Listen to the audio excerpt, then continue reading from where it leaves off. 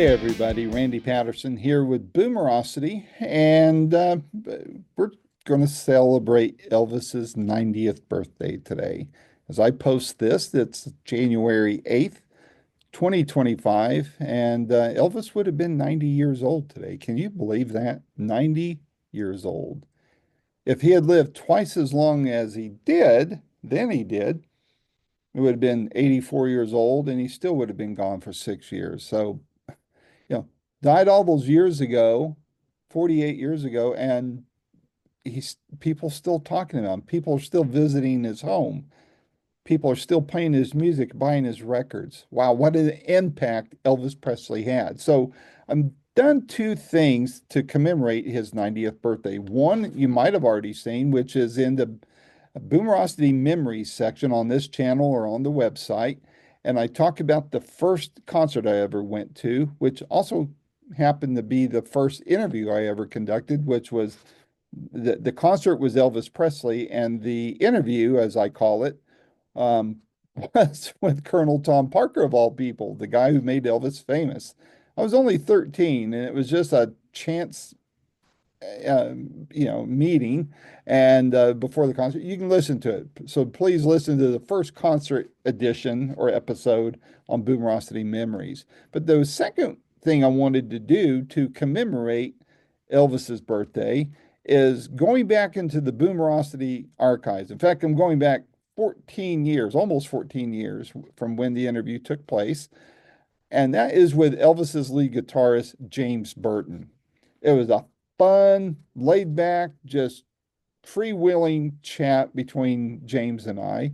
And he had a lot to share, and it was a lot of fun. We talked a lot about his foundation where he raises money to help teach people how to play guitar, have music in the schools. And it blows my mind that we have to raise extra money after our taxes have already been paid to teach kids an important part of life and an important part of learning, which is music. And James is a passionate contributor to that worthy cause. So we talked a lot about that, his guitars, some of his career, all of that. A lot of fun, a lot of fun. So at the end of the interview, what I'd like for you to do is listen to it all the way through. And at the end of the interview, I have a quick statement from the guy who was CEO of the Rock and Roll Hall of Fame at the time of the interview. His name was Terry Stewart. I talked to him a few times. Great guy, miss him, super guy. Current CEO is great too, like him too. But Terry gave some comments about James, and I thought that was worth putting on at the end of this interview. So listen to it all the way through the end. And if you don't mind, would you please hit like? And if you're not already a subscriber, would you hit subscribe? It doesn't cost you anything. It just helps us out. And please do share this video, or if it's the podcast you're listening to, please share the podcast with your friends. We're on all the major podcast platforms. This video is really more of a slideshow that I set to the audio. I edited the audio just a little. There's a lot of imperfections in it because I recorded 14 years ago not knowing what a podcast was, let alone thinking I might use the audio for a podcast. So I apologize for the sound quality, but you can hear James and I quite well, despite some of the bumps, hisses, and hums and whatever else is on there. So without any further ado, here is my 14-year-old interview with the great James Burton. Until next time, this is Randy Patterson with Boomerocity. Take care.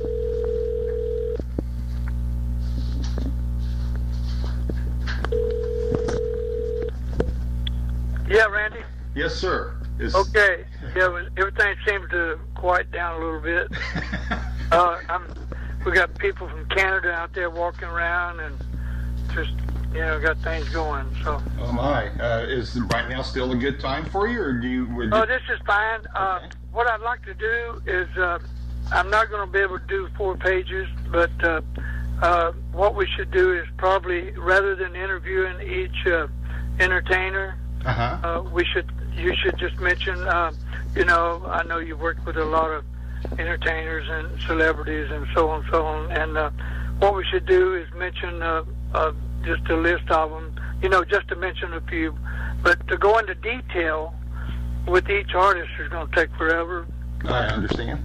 Okay, so the main thing the main thing is the foundation. Get started with that, and go on to some of the things that you have up in the You bet. first page. So is that phone going to bother you? No, not at all. Okay. You know what I could probably do is take it off the hook. Hey, oh, okay, yeah. The excitement today here, I probably should have done this on another one of my houses or something instead of coming down here because it's a madhouse. You're doing a lot of remodeling, huh? Well, yeah, we're changing all things around. We got the studio, and we're going for our studio B. We have A, and then we're gonna go for B, and it's just a lot of stuff going on right now. And with the people coming in, tourists, summertime, the people like to come in on tours and see things. Yeah. But anyway, we can get started. You betcha. And first of all, thank you so much for making the time. I knew when I sent you the several pages of questions, I knew it was a long shot to be able to get them all. But I thought, if I don't ask, I'll never find out. So I'm doing my book. I said, well, maybe I ought to finish my book and let Randy check that out. You got a lot of information here. I don't know where you got a lot of them.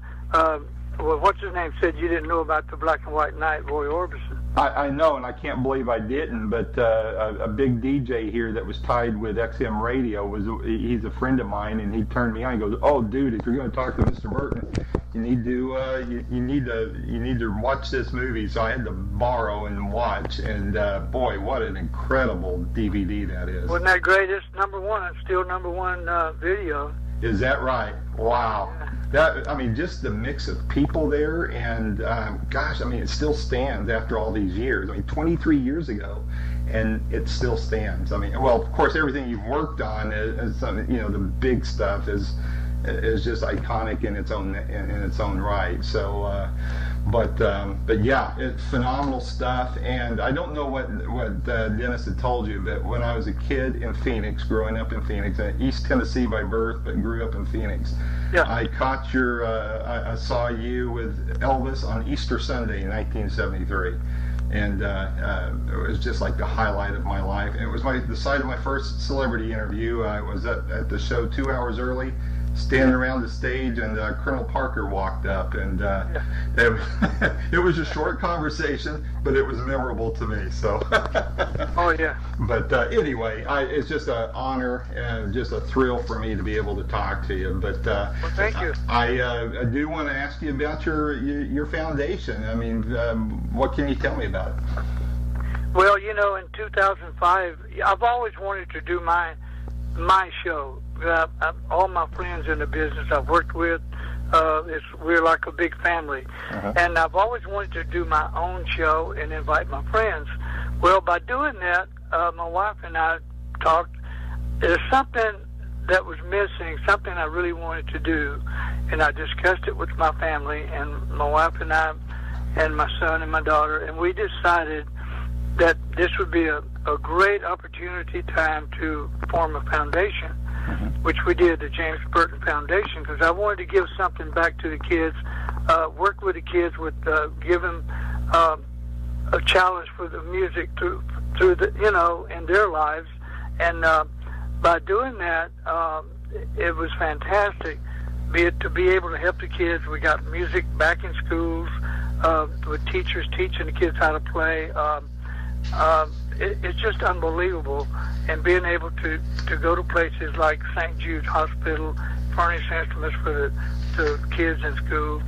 In the hospital there in Memphis, Danny Thomas's hospital there. It's fantastic.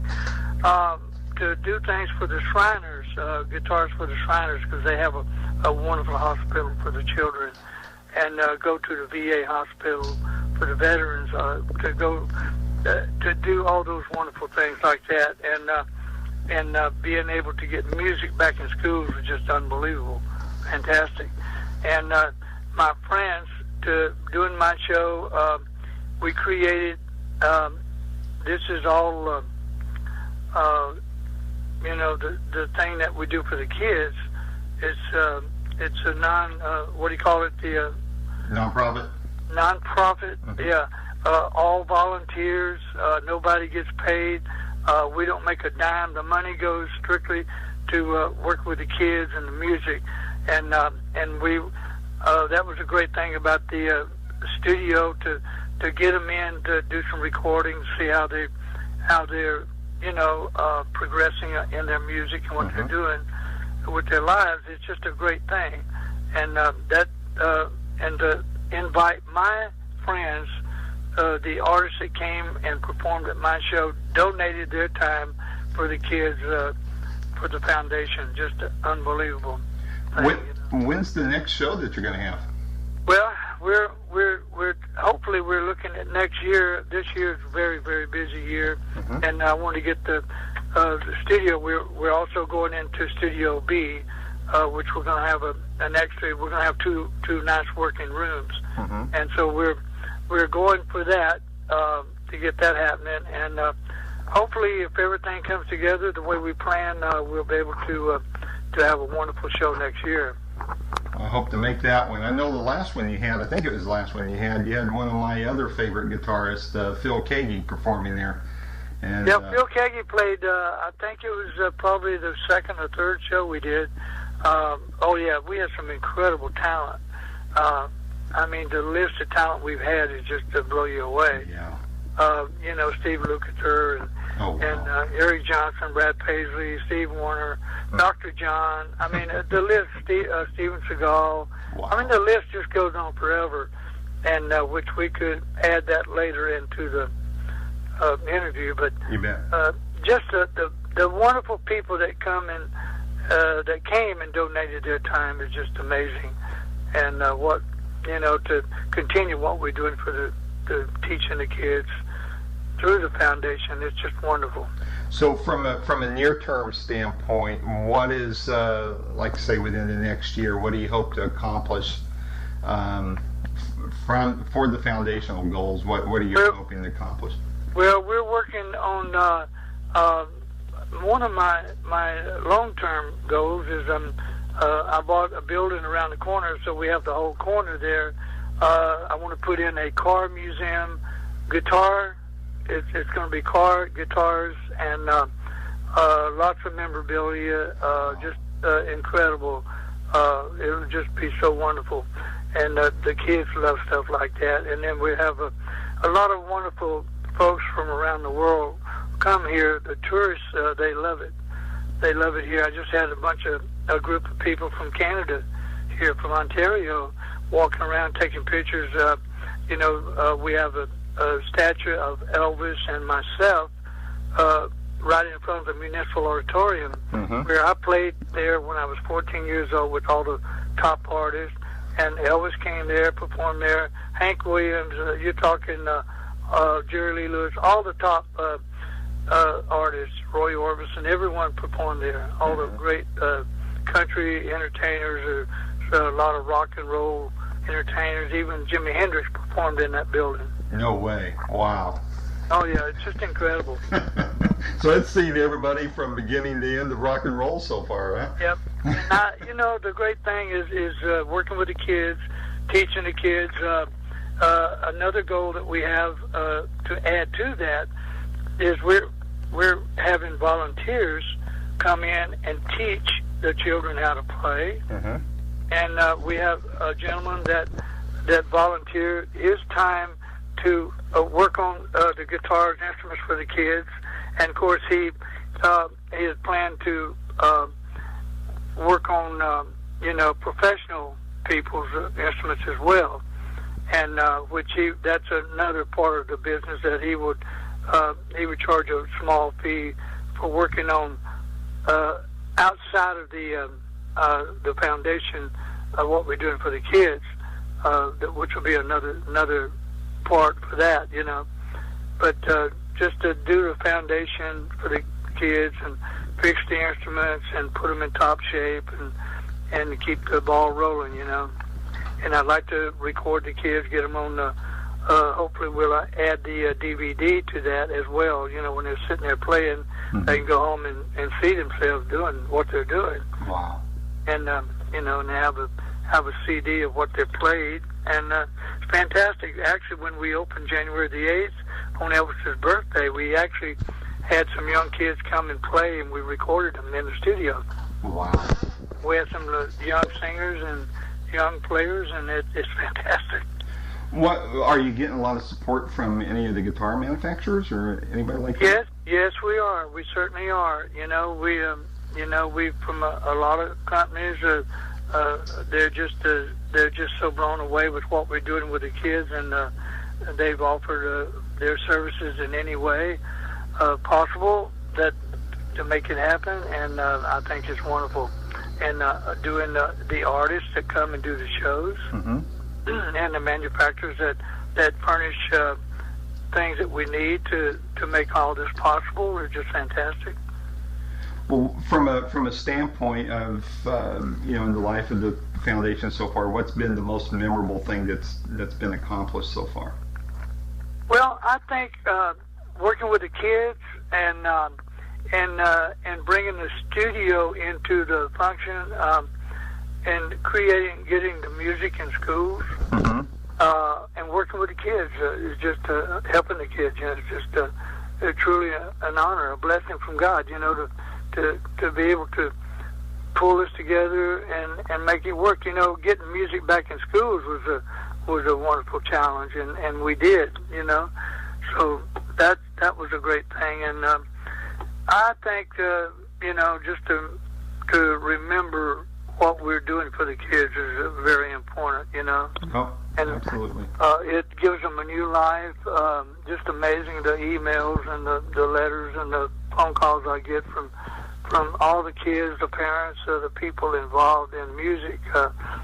What it's doing for the kids, and what it's doing for them in school is just amazing. Teachers call me and tell me what a wonderful thing it's done for the kids. They want to go to school, or they can't wait to get there to play their instrument and do their homework and make good grades. And it's wonderful. What's happening? That's great.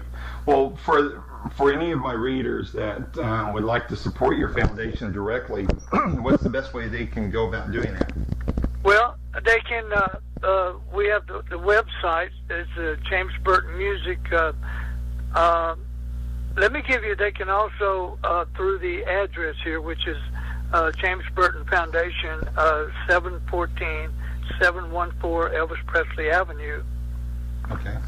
And that's in Shreveport, Louisiana, 71101. And on the website,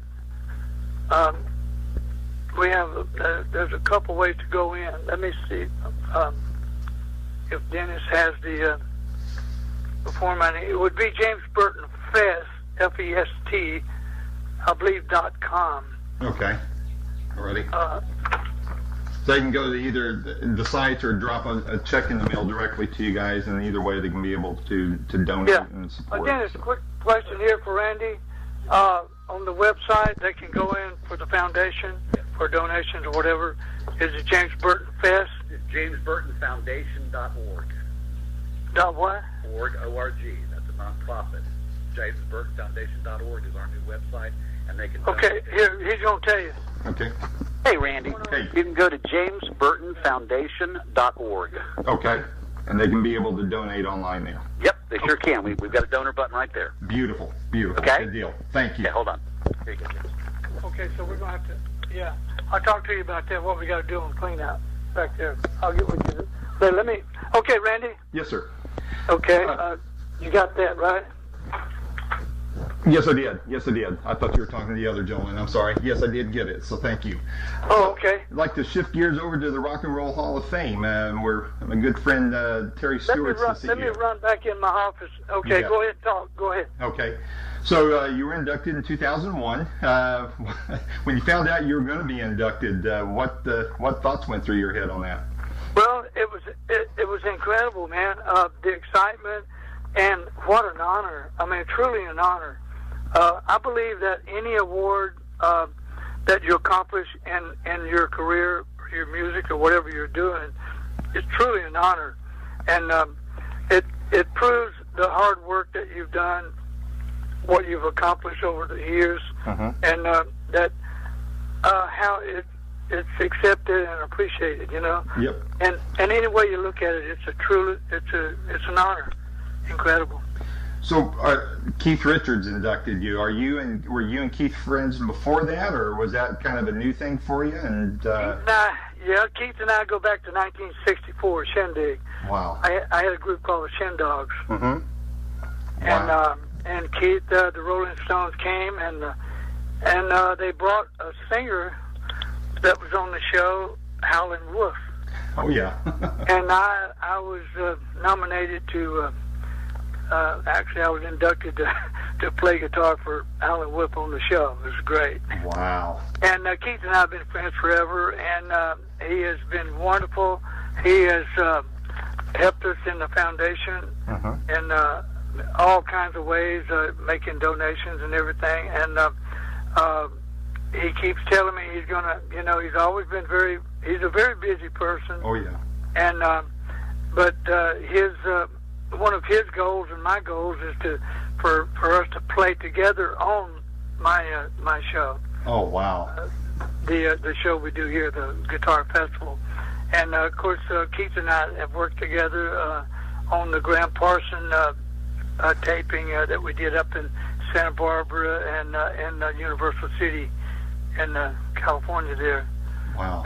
And of course, we played together, and it was just an incredible honor to have him induct me into the Rock and Roll Hall of Fame. I don't know if you know some of the other people that were inducted at the same time. Yeah, but I can't recall which ones they were. I know in my research. No, I saw Michael Jackson. Oh Michael yeah. Jackson, Aerosmith. Yep. Queen, Solomon Burke. Oh yeah. Paul Simon. Man. And I guess the list continues to go on from there. Oh yeah. Well, that's a great organization. I'm glad they're still doing those kinds of things because sometimes I question who they nominate and induct, but I think you being in there is a definite must, and that's just a phenomenal thing to have Keith introduce you. Now, are you and Keith going to work on anything in the future besides the guitar show? Oh, we hope so. Absolutely. I'm hoping to get him down here in my studio, and we'll do some recording together and have some fun. And I know he's always there with me in the foundation for the kids, because he believes in the same thing that I believe in, in helping the kids and doing all those good things like that. And which is, this is all a blessing from God that we can do this, and Yep. He makes all these wonderful, great things happen. That's great. So we're excited about a lot of things, and just making music together. It's just a wonderful thing. Now, I listed in my questions all the different awards, and I'm sure it wasn't an exhaustive list, but some pretty prestigious awards and honors that you've been bestowed. Out of all of them, is there one that you look at and you just say, gosh, look, Mom, look what I've done, Yeah. I pretty much look at all of my awards like that, to me, it's an honor to accept any award. I do have one coming up here real soon, as a matter of fact, on September the 10th. They're going to induct me into the museum, Hall of Fame Museum in Faraday, Louisiana. Jerry Lee Lewis, wow, yeah, Mickey Gilley, and I don't know who all's there, but I've had the call to come and they're going to present me with the induction there. Wow, that's great. But all these awards is truly it shows the work that you've done and through your career and everything. All the awards to me is truly an honor and a blessing from God, because it proves that you're working towards some goal to do good things, and you give 120%, and I just believe that's what it's all about. Yeah. Well, speaking of your work, and I mean, again, your work with and behind other people is just incredible. But as far as your solo work, Notice you have a relatively new recording out of gospel music. What can you tell me about it? Yeah, I came home off a tour, and I love gospel music. Elvis, after every show, he loved singing gospel music, and he would always want to sing. He would want to, after performing 2 shows, he'd want to go upstairs to his suite and sing gospel music the rest of the night, and which would go on for hours and hours, and he just loved it. But I've always loved gospel. I enjoy playing. I like playing in church, and I think it's great.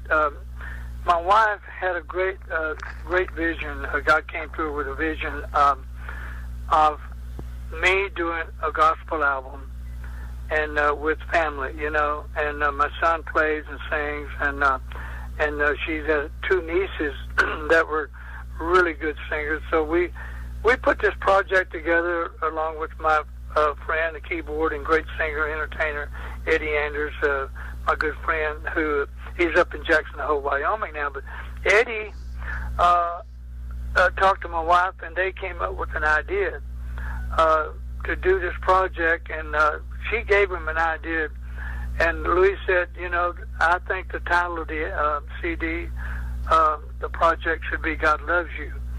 And we did that, went in studio, cut that record, and man, it's really great. I had some wonderful guests come on, like Marty Haggard, Merle Haggard's son, and great singer, and he came on, performed a couple songs with us, and we just put this, Eddie and my wife and I, we put this project together, and it's just wonderful. My son played and sang on it, and then we had these other guests, and we, it was a great project. We just had so much fun doing it, and I want to do another one as soon as I can slow down enough to get it back in the studio and do it.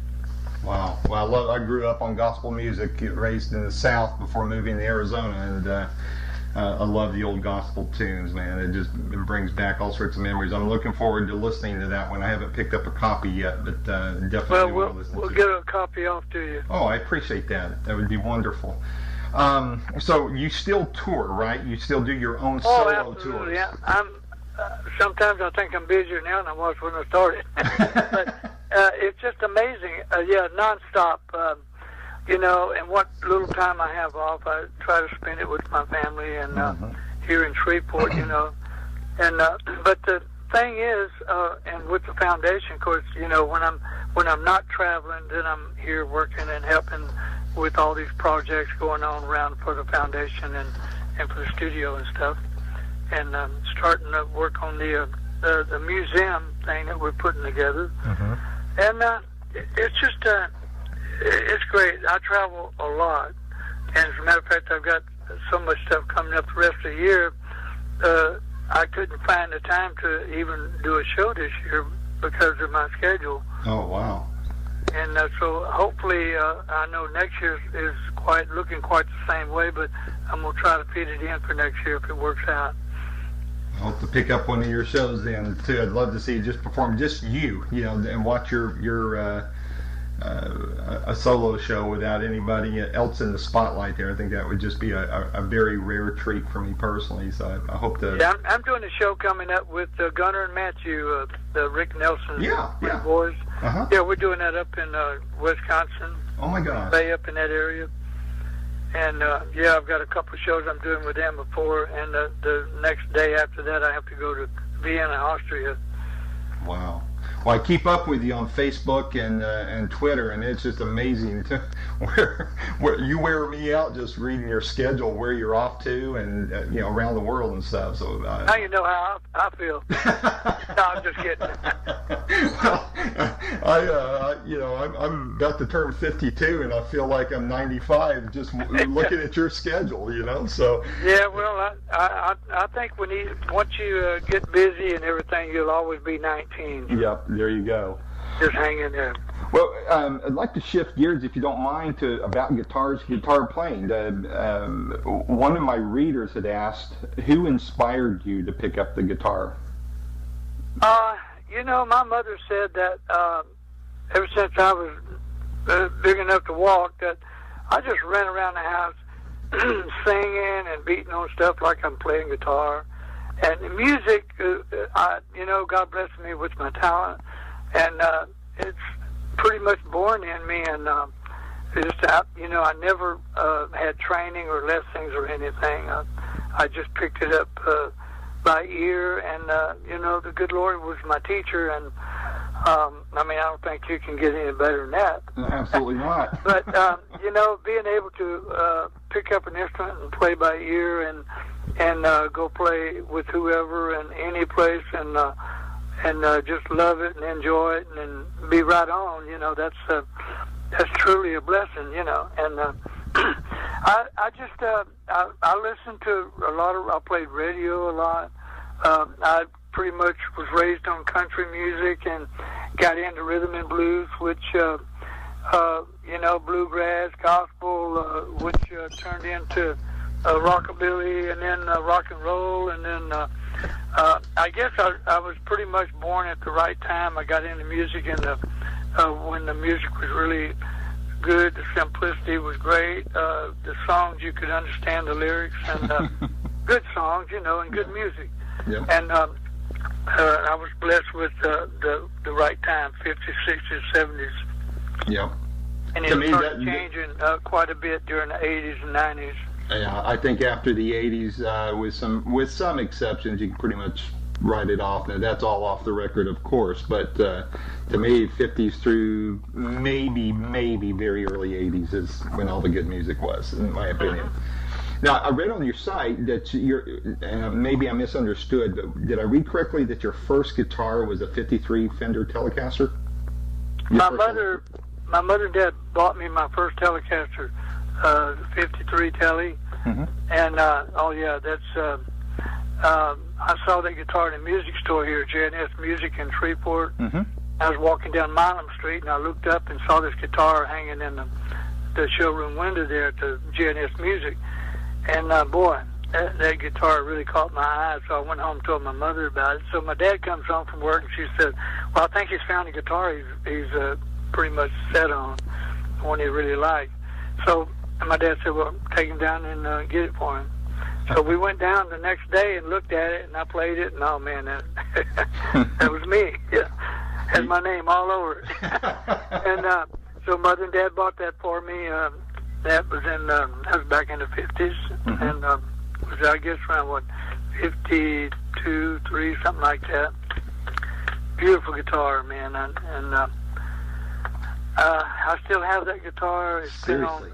It's been on thousands and thousands and thousands of records. Oh, my God.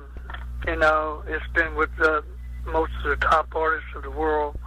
And, then in 68, 69, my 68 Paisley, I played mm-hmm. with Elvis, mm-hmm. became very famous with Elvis and Emmylou Harris, the Hop Band, and just a lot of great artists, that I played that guitar with. And then I did my signature guitar for Fender, the James Burton model, mm-hmm. Which everyone pretty much got what they call a signature model. But I started that program with Fender, me and Dan Smith, mm-hmm. the signature model, JB model. And then, of course, other guitar players, Eric and Jeff Beck and Ingve Malmsteen. Everybody got signature models after that. Fender started spreading it out, mm-hmm. But I started that program, the signature model. Wow. How's the latest, how has the entire line been received over the years, and especially Fantastic. your current one? Fantastic. I've done 2 or 3 different models, the black and gold paisley, the red and black paisley, mm-hmm. With some different colors, a solid pearl white, solid red. Then my latest one, the one with flames on it, mm-hmm. They all sold really well, and they're still selling. It's amazing. And it's a great guitar. I did a 3 pickup Telecaster with a 5-way switch. People are picking that up pretty well, though, I take it then. Oh, absolutely. Yeah, it's selling real well. And, I put the Flame Paisley together for my show in 2005 when I did my first show. And I presented every artist on the show with the James Burton signature model. Wow. A Flame guitar. Oh, wow. Eric Johnson looked at his, I gave him, and he said, and he's standing there holding it, and he told me, he said, "Oh my God, I don't even own a Telecaster. This is my first Telecaster." And he said, and he told his tech guy, he said, "Go set it up for me, and I want to play it on the show." Wow. So he played it on the show. Oh my gosh. Yeah. Man. And Brad Paisley and all the guys, Dr. John. Oh yeah. Wow. Well, Brad Paisley's like top of my list on the country charts, man. He's he's a sweet man. He's just a wonderful talent. He did my very first show, 2005. Him, Eric Johnson, Dr. John, Steve Cropper. I mean, Gunnar and Matthew, and the list goes on forever. Even I had my old buddy Seymour Duncan came and played, and we just had a big lineup. Johnny Rivers, and oh my God, we just had I had probably about 18 or 19 artists on the one show, you know. Well, I definitely want to make your next one because I haven't been to one yet. I'm going to the Dallas Guitar Show this weekend. I never miss it.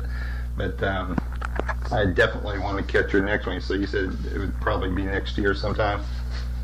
Yeah, I'm swamped this year. I'm going to be out of the country, everything. There's my wife walking through here. My wife just walked through here. I can't believe it. Louise. Louise from Louisiana.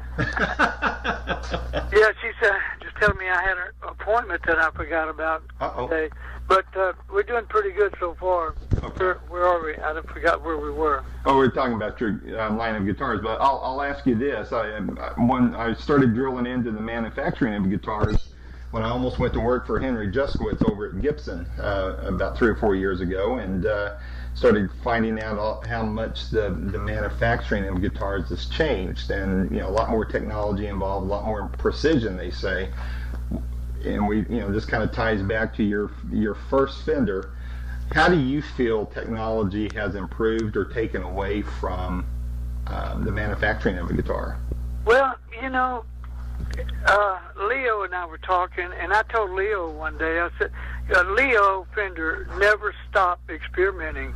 He felt like that if he handed a guitar to someone and that was the best guitar of their lives, and they felt that there's nothing could be better on that guitar. I think they've made the best guitars. I think making something different is what the manufacturer is trying to do. They're trying to the technology. They're trying to change the pickups, the different. Some people like different knob control, volume. There's a lot of technology stuff that the actual instrument is up to the individual. When you pick up an instrument, how does it feel for you? Another person might pick up that instrument and say, "Man, this is not for me," But the technology is one thing, but the actual playing, when a guy's hands touch that instrument, that's when it happens. The instruments are all different. There's hardly no two guitars alike. Yep. Even though they came out of the same mold and they have the same equipment on them and everything, there's a difference. It's a personality. Isn't that amazing? Yeah, it is. I hear that from many great musicians, and I'm not a musician, unfortunately. I just live through you guys, right? So, but I understand how that is. It's just and there's a connection between the player and that instrument. It's almost like a real human relationship. Yeah, the actual playing of the instrument's in your hands, and your touch and your feel and things that come from the heart. Yep. In the soul, and I mean, it's like two people can pick up the same instrument, and what you hear is two different people. Yep, exactly. So some of these questions are very hard to answer, but I just think the technology is one thing, and the actual person playing the instrument is another thing. Every person playing an instrument has their opinion of that instrument and the way they play. How many guitars do you own? Oh my God, I have no idea. I've got a few guitars. I bet. And I want to display some. I don't know. I couldn't even put a figure on it. Well, I figured as much, but I thought I would ask just in case you more have. than, I know it's more than 2 or 3 because I like to play 2 or 3 different instruments. And I enjoy playing different instruments, And the thing you'll know about a studio player are pretty much required to play a lot of different instruments. Like I love playing dobro, banjo, mandolin, acoustic, slide dobro, acoustic dobro, most all string instruments. And that's most guitar players sort of fall into that bag. Yeah. But when you go in the studio to cut with an artist, the producer might say, hey, how about playing 12-string today? Or, acoustic, or, hey, put some dobro on this today, And that's the thing that we do, Well, from obviously you're known for the you're playing a Fender on the electric, but what's your preference on an acoustic? Well, I play a lot of different acoustics. I love the Taylor. Taylor guitar is probably one of my most favorite guitars now. Bob Taylor and Kurt Lustig. These guys are like my friends when they got started in the company. Started building when they were building like 5 guitars a day. Yep. Went from five guitars a day to 5,000 a day, and just unbelievable. And quality, first-class quality instruments. And they would not release an instrument unless the quality was inspected, perfected, and ready to go. And they were my friends, and they gave me some Taylor guitars when they first got started that I played and I loved. And I just think it's one of the finest guitars made today. There's a lot of different guitars on the market, and I think it's good. I think competition's good. Yeah. Did you read Bob Taylor's book? I haven't, but I got a copy of it. It's a great book. Yeah. Well, he's just a good friend of mine, and Doyle Dykes, Doyle comes and plays my show. Doyle Dykes just wrote a book, as a matter of fact. He called me the other day and he said, "Oh, I'm in Nashville. I was hoping you'd be here. I want you to come play with me on the show." And he said, "I'm doing a book signing." And I said, "Well, be sure and sign a book to me." And he said, okay. Anyway, they sent me one, and I haven't had a chance to read it. He said, "You're in it. You're in my book." Well, I'm going to have to find it so I can read it then and review it on my website. And somebody called me the other day and said, "Have you read Keith's book?" Keith Richards. I said, well, they've already called and told me that he'd mentioned something about me in his book. Yep. But all these guys are friends of mine, Eric Clapton, wow. Jeff Beck, Jimmy Page. Jimmy Page called me one time, came into Los Angeles, and we hung out for 2 weeks together. And, we're all like a family, it's just wonderful. That's great. Another question about guitars is, obviously you have quite a collection. Is there a holy grail that you would love to get your hands on and add to your collection that you don't already have? I can't think what that would be. What would that be? Maybe one you got rid of that you'd like to have back, something like that. I don't know. God, I don't. I don't. I can't think of anything.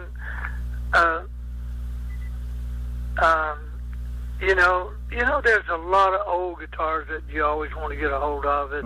Jimmy Rogers played. Yeah. Or something that's really, it's like Marty Stewart playing the Clarence White B-Bender. The B-Bender, Clarence White and I were friends, and he brought me this guitar and said, "Tell me what you think about this." So he was started building the B-Bender, right? He did, and I took him to Fender to see if they might be interested, and of course at that time they weren't ready for a B-Bender, and but Marty Stewart's playing Clarence White's B-Bender, which is, I thought, pretty interesting little deal. Mhm. And there's some other guys that Gene Parsons and a lot of different people that had put some of those together, the B-Benders, and which is not me. But, you know, I'm not really, I can't really think of anything unless I could come up with an old Martin that is too good to be true, or an old Gibson, something like that, you know, something, you know, the acoustic instruments are very, very fragile instruments, and they're very popular with the collectors to get really a good one, you know. Like if you can get the Stradivarius violin, Yep. that's the one to have, you know. You know what I mean? And of course, if you're looking for a guitar or something like that, call George Gruen. Yep. He knows guitars in and out, and he knows all the real collector ones. And I have several collector guitars. And you know, the pink page I played with Elvis became very popular. You know, famous with a lot of guitar players out there because they all wanted one, and it didn't. They didn't make a lot. They didn't make a lot of the originals. You know. But that's a great guitar, and I have one of my Paisleys that I'm not Paisley, but one of the the pink Paisley, the one I played with Elvis, is in the Rock and Roll Hall of Fame up in Cleveland, along with one of my jumpsuits and some other stuff. Wow. You know. Hey, this wasn't part of my list, but whatever happened to Elvis's black acoustic that was on all, you know, like in the first part of the 70s, it had his name in cursive on the neck and all that? Because I noticed towards the end of his life, he wasn't seen on stage with that one anymore. Did that get busted up or something, or did he give it away? You know, I really don't know, but he went through a lot of different guitars. You know, he played the Jumbo 200s, the blonde ones. He threw two of those away one night in one show, two blonde ones, and then he played the Gibson guitar with the insignia, the karate insignia on it. And I don't know what happened to all those guitars. I'm sure they're probably someplace in the collection through Grayson, and you know, I don't know. You know, I tell you, Elvis did not care about material things. You know, he would give you the shirt off his back. You know, he just he enjoyed giving stuff away, you know, to people and cars and all that stuff. You know, he enjoyed it. You know, that was one of the things that made him real happy. He loved doing that. Yeah, that's there's not enough people like that at his level today that are doing those kinds of things. I mean, it's sad to see. Yeah. Well, John Denver was a wonderful, generous man too, and a great guy to work with, and a great talent. But you're right, Elvis. You know, he just he loved his fans. He just you know, he loved his God. He always took his Bible with him every place he went, and he really enjoyed reading it. He once in a while we'd all sit down and he would quote scriptures out of the Bible, and everybody's looking around and said, "Oh, let me go to my room, get my Bible out, and check this." He could, I mean, he could not even open the Bible and quote all these scriptures, man, and almost word for word, man, unbelievable. And he loved it, you know. He was just a great guy, man. Put aside being a great entertainer, singer, he was a natural talent. He was another God's gift, you know, to the music world and industry, and became the icon. Do you need to get that? No, I'll call back. Okay. Well, you know, he's one of those rare talents that you wonder, even if he hadn't gone into rock and roll, if he had just gone into Southern gospel, you know that would have been a world changer there as well. Oh, absolutely. It would have. Can you imagine what he could do for the young folks today, and you know, bringing them into the love of God, you know, and being a Christian, and all the wonderful things that go with it, you know? Oh, absolutely. I mean, the following, you know, J.D. Sumner, you know, Elvis told me stories about when J.D., the James Blackwood brothers, you Yes. know, when they would go do shows, and J.D. singing bass, and Elvis loved bass, he loved gospel, so he would go to the back door and try to sneak in to see the show, you know, because he loved gospel and he wanted to be there. So J.D. let him come in and be there, you know. So it was great, and of course he loved J.D. He loved all the gospel groups, quartets around the world, and he talked about it a lot, you know, and he always wanted to sing gospel after the shows, and we would just go up for hours and hours and sing and play gospel music. Would you say that's your most poignant memories of him, or No, just memories of being with him in general. It was a wonderful 9 years. Just what a great man he was, you know. He touched so many people around the world, and did so much, you know, to help people, and you know, I just remember what just the most incredible, great person he was, and other than being just an incredible entertainer, actor, singer, and you know, he was just a wonderful, fantastic person. And he loved his family and all of his cousins, brothers, and uncles, and aunts. And you know, when he accepted me, when I went to work, when he called me and asked me to put a band together for him in '69, he called me in '68, but I couldn't do. I was doing an album with Frank Sinatra. But when he called me in '69, we talked for 3 hours on the phone. Oh my gosh!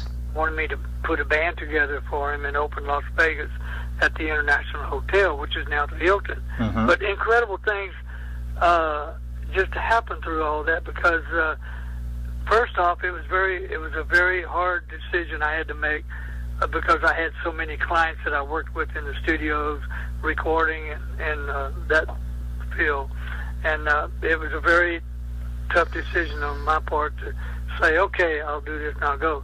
But I did do it, and it worked out wonderful, great. That's neat. And because I didn't lose anything, I continued my career, because I had a career before Elvis and a career after Elvis, and this is all a blessing from God on me. You know what I'm saying? Yeah. And being able to work with so many great entertainers in the world, and I love it.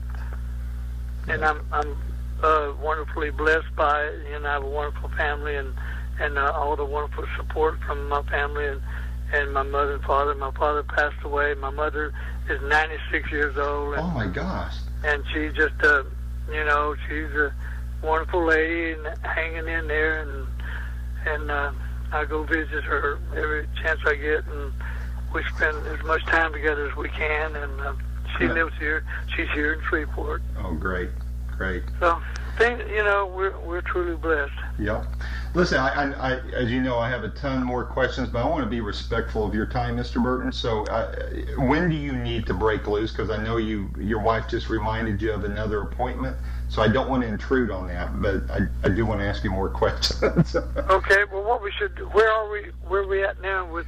Well, I tell you what, why don't we do this? Because I had some wrap-up questions at the end, but we can make this a breaking point with one more question, and then perhaps maybe get together later. What we could do is probably continue with later Sure. with like the artists you want to talk about, Bill Hawkins, Rick Nelson, Merle Haggard, Bakersfield Sound, all that stuff. Yeah. See, what I think we should do with the artists, rather than separating each one for like a paragraph or whatever, I think we should mention a lot of people I worked with, and just say, just to mention a few of these names and everything. And if there's one or two you might want to quiz on something, I don't think we should do all of them. Okay. The reason I think that's, you know, because a lot of people, a lot of questions I get in interviews is, who's your favorite artist? Yeah, I know. You can't go there. You can't. You know, you can't, because it's not only a business, but these people are all professional. They're all great in their own right.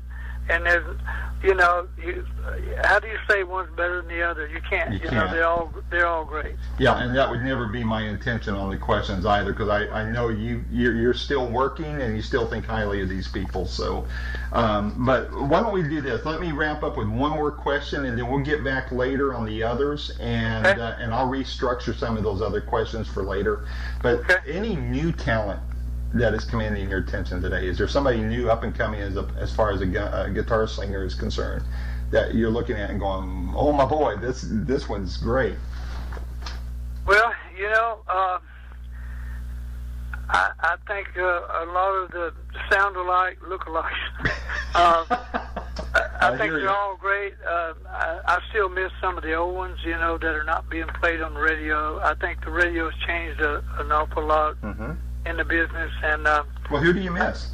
Well, I miss a lot of them. I miss hearing Hank Jr. I miss hearing a lot of Merle Haggard. I missed a lot of the old Hank Williams. I miss some of the people that really made the music world, opened up the lives of a lot of people in the music world, and of course I appreciate all the new talent too. Yeah.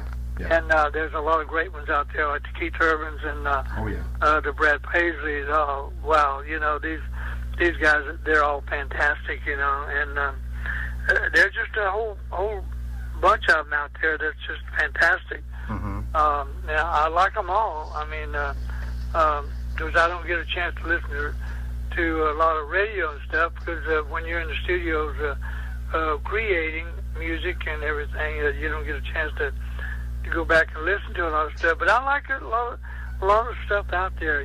I just don't. This little girl singer, Christina Aguilera, she is fantastic. And do you hear her do that tune with Mick Jagger on the Shine a Light movie? Oh yeah! Oh my gosh, blew me away. Oh, I'm telling you, it's just unbelievable the things that she can do. Oh yeah. And my wife and I watched her movie that's out with Cher. I haven't seen that yet. Oh, you got to see it. Oh man, that little girl can perform. She can get up there with them, with the best and top of the line. She can lead the show. That's great. She's just amazing singer. Oh yeah. So I won't say too much about that, but you do need to see that as soon as you can. Will do. And we're going to want to talk a little bit about the Roy Orbison thing. I know you're getting excited about that. Absolutely. Absolutely. There's a lot of great stuff. I'm doing a book and my life story about. There's so many things I could write about. I could do a whole book on Elvis, a book on Ricky. Yep, but absolutely. I'm going to get my story out there, and I think everyone's going to. Maybe they'll enjoy it. Any idea when that's going to be released? You got to get it done first, huh? Not at the moment, but okay. I'm ready to get rolling. Well, sounds good. Well, listen, I know you need to run. I will get with Dennis about setting up another one, and I'll fine-tune the questions a little tighter on the others that I have left, and I'll shoot them to Dennis for you ahead of time, and we'll make this one tight. And of course, like I told Dennis, But you're gonna edit everything all in one. Absolutely. Interview, right? So okay. So we'll make it a good one, and I'll start writing on the transcriptions right away, and I'll get with Dennis later this week for a second round of questions there. Thanks, Randy. Well, good job. God bless. Have a great day. Thank you, Mr. Burton. I sure appreciate it. Thank you, pal. Okay, bye-bye. Don't go away. Here are the comments by former Rock and Roll Hall of Fame CEO Terry Stewart. After he's done, that'll be the end of this particular episode. Until next time.